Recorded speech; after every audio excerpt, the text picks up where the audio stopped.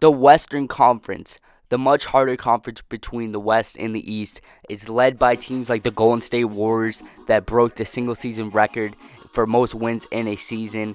The NBA champions last year, they got players like Steph Curry, Klay Thompson, Draymond Green, and Kevin Durant. You're looking at the San Antonio Spurs that are led by Greg Popovich, Tony Parker. You got Kawhi Leonard, LaMarcus Aldridge.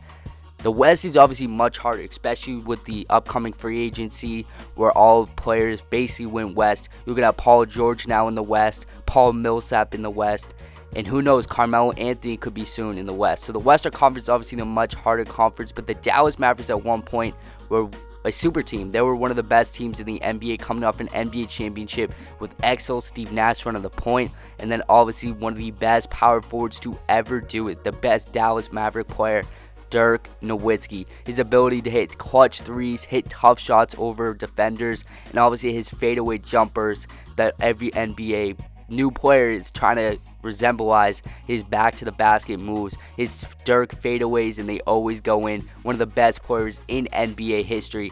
So the Dallas Mavericks are obviously in rebuild mode, but you never call the Dallas Mavericks in rebuild mode because they're always a winning franchise. Drafting Dennis Smith Jr.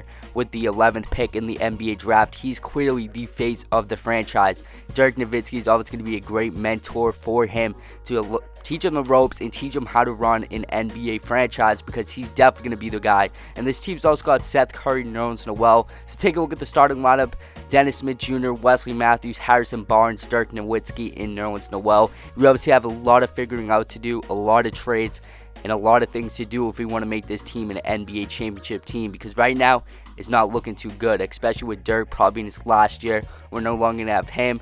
Dirk might not be the same guy, obviously, that he was last year, so we're going to see how well we'll rebuild this team.